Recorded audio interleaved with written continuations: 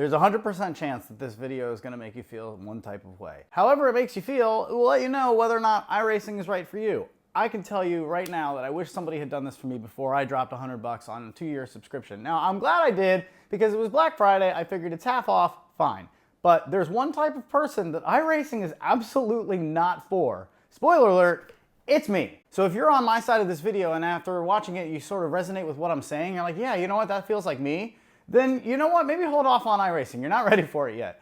But if you find yourself pretty pissed off at me and you're like, yeah, hello, it's not what it's for, what are you talking about? Then I get it. Also, let me know in the comments, hopefully kindly, but I like talking with all of you and learning from all of you too. But if you end up disagreeing with me, then you're ready for iRacing. You want this. You're the kind of person that is absolutely ready for it. Now, disclaimer, I don't mean to hate on anybody who enjoys iRacing. I know there's a lot of people out there who really love it, and it's a great simulator. But let's just talk about the one type of driver who this is absolutely not for. In fact, it's your worst nightmare. Let's get into it. You know that friend you had as a kid and you're hanging out at their house playing video games and you're playing Grand Theft Auto and then all of a sudden they're driving the car and at a stoplight it turns red and they stop? You know that person? And then they wait for it to turn green and then they go and you're like, hey man, what? Come on, what are we doing? Right? That's the kind of person that is basically made for iRacing. And I'm not that type of person. When I play Grand Theft Auto, I'm in it to like rip around and like break the rules and stuff. So the reason that I say that, just to get right to the point, iRacing is an incredible simulator. It's meant to do just that. Simulate what exactly it is like to drive these cars in real life. And think about it, if you were to drive or buy a $100,000 car or even a $10,000 car, you would drive it differently in real life because you don't want to wreck it. Versus, in a video game, you're driving around. If you crash, you crash. Who cares? You hit the reset button. So this game is meant to really penalize you if you do anything that is not lifelike. So who are you as a racer? Me personally, I'm kind of fall between arcade and sim. And we'll talk about the difference between them both. But arcade, you really just you're like Need for Speed. You want to really trade paint. And that's who I am. I'm playing a video game because I'm not worried about getting hurt in real life. And I'm really excited for the opportunity to rip it on this thing. I want to try to spin somebody out while the guy behind me is spinning me out. Battling, trading paint as we're ripping it down the last quarter. Like that, I love that. And if that's the kind of racer you are, you're going to absolutely hate iRacing. It is not for you yet. It's not to say you might not like it eventually, but maybe spend some time in like Project Cars 3 and like get the lead out. Enjoy yourself. Even Forza, you might enjoy that too. Or Gran Turismo, like the games that are a little bit more gamey rather than simmy, right? Those games are not simulators. iRacing is a simulator where the whole reason I'm saying this is because you start out, as you do in any racing game, with really crappy cars. You can really only drive like pretty crappy cars. And you have to progress through different series to get to better cars, just like in any game. But the problem is, you can't get out of those series without being really safe, like really clean. It's all based off of your safety rating.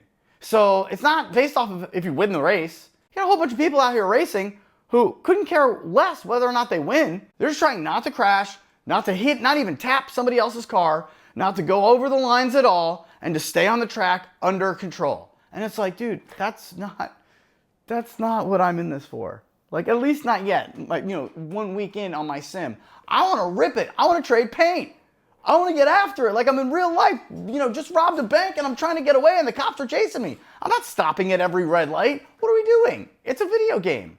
So it's just what you're looking for, the lens through which you see your driving experience. Are you looking to have a blast and have fun and do things that you wouldn't really do in real life? Or are you really trying to mimic your real life conditions all the way down to the point where if you are not safe in this car in a video game, you're not moving forward. You're not getting better cars. You can spend all the money you want in iRacing. If you don't progress through the series, you're not going to get better stuff. And it's not fun in the rookie series. I can just tell you right now, everybody, if you watch the videos, says get out of the rookie league as soon as you can. The only way to do that is to have a good safety rating. That's really frustrating to me. Let alone just getting all the settings right, navigating through this mess. This whole thing is just quite a whole, look at all the stuff. This is all the series lists that you have to choose from just to start. And you have to decide, like, what kind of racer am I? Am I a street stock racer? Do I want to do like pickup trucks? Do I want to do rally, Formula 1600? I'm gonna probably do the Fanatec Global MX-5 Cup, the Mazda Cup. That's what everybody says is the best track out of Rookie, with the best car that you start with. But that gets us into the second thing that really, you have to know before you go into this. It's like, you're gonna spend so much money in this thing because they start you out with like, I don't know, 10 tracks and like 8 cars. But you need different cars to go through different series. Like, depending on whatever series you choose here, you might need to buy a new car, which is gonna cost you right out of the gate like $10 or $12 just for a new car. Or if you don't have the tracks that they're using, you have to buy every single track for like 10 or 12 bucks. Here's the difference, why that really turns me off compared to Golf Plus, who charges now for every new course that comes out. They gave you to start like all the courses. They said, here's everything. And then as the game progressed, they came out with new stuff and had you buy it if you wanted to. But if you're playing against somebody who had the course, you play for free. You don't have to buy it. Like, that doesn't exist here. Like, if I'm playing in a tournament or in a race that has a track that I don't have, I have to buy the track. You're going to spend so much money on this thing. So if you're not super excited about the fact that you're going to be safe, riding just like it is in real life, really more focused on like not hitting the guy in front of you and just staying in pace and not losing positions rather than trying to win the race, well then get out of this, dude. If you're not that person, like don't waste your time on this. And change my mind, but that's not why I got this. Not yet. Eventually, I'm sure I'll get into it. But it's not like this is the only way to play multiplayer. Like, all the other arcade games have multiplayer in them too. Like, you can go on Project Cars 3, play all the way through, get your cars, upgrade through, and by the way, you don't have to pay another penny for any of the cars. You just upgrade through as the game would have you, just like usual games. Well, that's the whole thing. I think the people who are arguing with me are like, well, yeah, dude, that's not a game. iRacing isn't a game. It's a real life sim. So you really need to know the difference of that. And if that turns you off right now like it does to me, oh boy, save your money. I hope this helps you figure out what's right for you. But I gotta tell you, it's awesome when you get in the cockpit, but the amount of work that it's gonna take to get out of Rookie and the money that it's gonna take to do it just to get to an enjoyable experience, all while having to make sure that I'm super, super safe about it, can't touch anybody, and if somebody else touches me, it's still my fault. They don't even take into account whose fault it was. It's just, did you trade paint? Then you lose a point. Okay, man. Well, until I'm ready for that, I'm gonna stick with Project Cars 3. I'm gonna try out like F1 racing that just came out from EA Sports. I'm gonna try out some dirt car rally stuff.